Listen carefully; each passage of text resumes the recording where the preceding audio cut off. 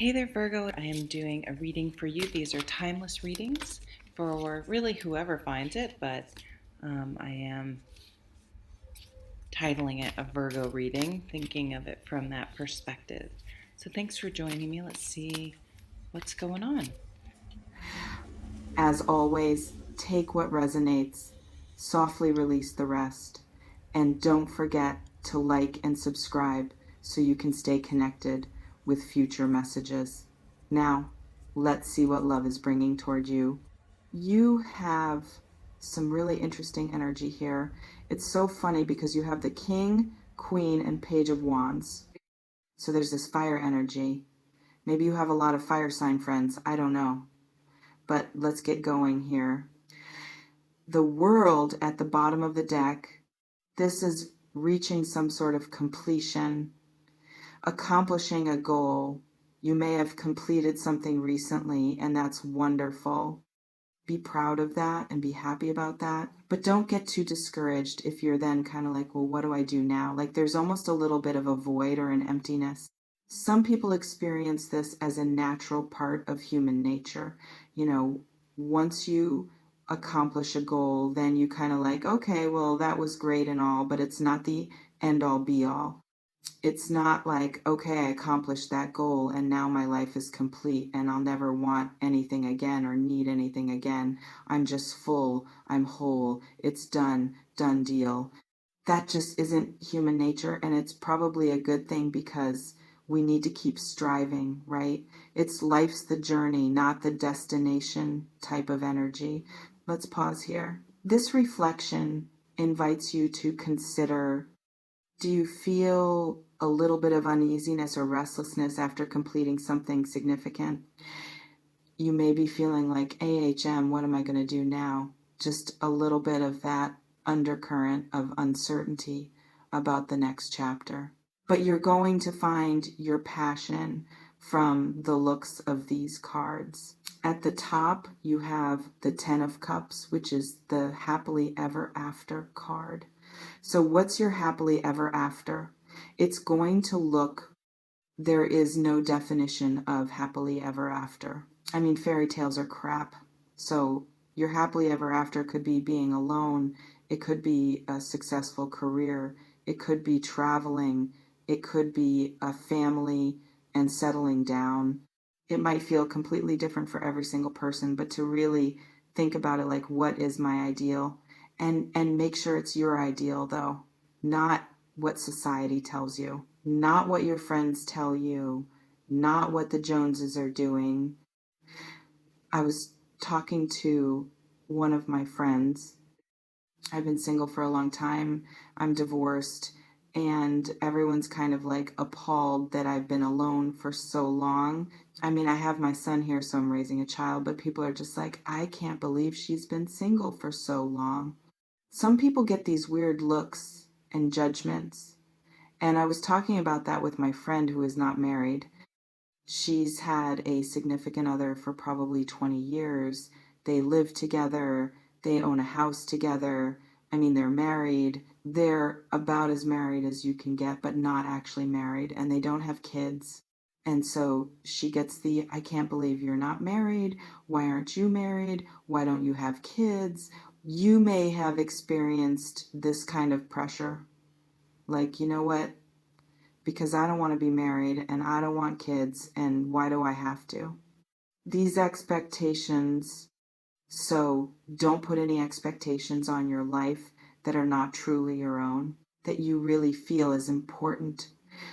This reflection invites you to consider, what expectations have you been carrying that aren't actually yours? There's a lot of people in your reading, and I'm not really sure what to make of it, honestly. You have the Empress, the Hierophant, the Queen of Pentacles, the King of Wands, the Queen of Wands, and the Page of Pentacles. It's possible you're really finding your passion. You're really in this theme of the Ten of Cups. You're doing a lot of soul searching. Something's come to completion and you're sort of in a reassessment period. And it's like, what do I really want? What am I passionate about? What do I want to bring into my life? You also have a lot of leadership cards going on. The Empress is very nurturing. For some of you, this could be pondering about having a baby.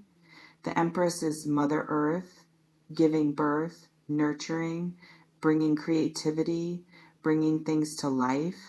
Some people may be pondering if they want a baby or not. There are some positive cards for that if that is something that's on your mind. There is some hurt and disappointment. This is the only challenging card on the table. So this is sort of like getting something clear in your mind. And once you do that, it sort of hurts. You may realize that your happily ever after and a significant other's happily ever after don't match. And you realize if I'm really going to, if I really want kids, or if I don't want kids and they do, or whatever, I'm going to have to sort of move on. For a small percentage of you, that could be the case. I'm just trying to throw out different scenarios, but I think really finding your passion, for some of you, you're really going to find someone who really brings out the best in you. It really motivates you. It's like a passionate relationship with each other, but they also challenge you and inspire you to live your life to the fullest, to go after your happily ever after. It can feel like you're going to be finding your passion in this period, but I also see with the Page of Pentacles and the Queen of Pentacles, it's like this passion you're going to really bring into the world tangibly. It's not just an internal thing. You're going to start your own business or move. If you're happily ever after involved, I want to live by water. Well, why the hell do you live in the middle of Arizona then? You need to be by the ocean. This reflection invites you to consider, what have you been telling yourself you want but haven't taken action on? You may feel so inspired to go after these things that you're going to say, enough, life is short, you only live once. Maybe something came to a completion, maybe you're done with school, a relationship ended, a lease is up on an apartment, something that sort of creates an opportunity to reassess and move on. Some people can make all of this happen. You're incredibly organized and can manifest things in the physical world very easily. But with the Empress, it's like you're really coming into your power in this period, whether you're male or female. You're really nurturing yourself and who you truly are and what you truly want, and bringing that and standing into your own power. But doing it with, it's like you're really owning it the way the King of Wands does, with enthusiasm. You're not apologizing for who you are and what you want. Again, standing in your power. It's possible you're going to be inspirational, or there's going to be some event that really inspires you to do this. It could be some situation that sort of caught you off guard and hurt you a little bit. You're really going to be able to see the wisdom. You're practical, so you're going to see the wisdom in the situation and allow that to motivate you to go after what's really important. For some of you, it could be you were hanging on to a relationship that wasn't working, that wasn't going to. I don't know if anyone ever truly reaches their happily ever after, but they can keep working towards it. And you realize whatever situation, a job, a partnership, a relationship, it wasn't. It just was impossible. It was never going to get you to where you wanted to be. It just literally wasn't going to happen for whatever reason, and you had to come to that realization. You may have felt like it made you really sad, but then it's like, well, you know what? I'm incredibly practical and smart, and time to just, okay, time to move on. Where do I want to go? What do I really want? And it's helped you get really clear on where you want to go. This reflection invites you to consider, what situation have you finally accepted isn't going to work the way you hope? You have the Three of Cups, which is really nice. This is sort of showing maybe banding together with other like-minded people as you move forward, going out, getting out of the house, living life with passion. For an earth sign, you do tend to And it depends on your moon sign and rising sign. So this is very general, but you do tend to like to be quiet and at home. It's possible you're actually going to feel like getting up and getting out. You're going to feel really inspired to move, to make movement, to get going. And again, whether it's moving house, moving where you live, moving on, moving, there's a lot of movement, a lot of get up and go type of energy. You have the Page and the Queen of Pentacles offering. So you may have a new job offer, some sort of new opportunity that's going to come in. And it could be this new opportunity, whether it's like a new job that you had to move for or something like that, that sort of makes you realize something. Some people might have a significant other who's like, I am not moving. I will never move. I want to be here. And you never really saw yourself staying where you were. Eventually, you saw yourself somewhere else. You may be in that type of dynamic where you're like, wait a minute, we have different passions, we have different views of happily ever after. And so you're going to take steps to set yourself up so that you are on the path to achieving that goal. This is a very different reading energy, but pretty inspiring nonetheless. It can feel like a lot is shifting at once. Like completion is creating space for something entirely new. Like you're being asked to get really honest about what you actually want versus what you thought you were supposed to want.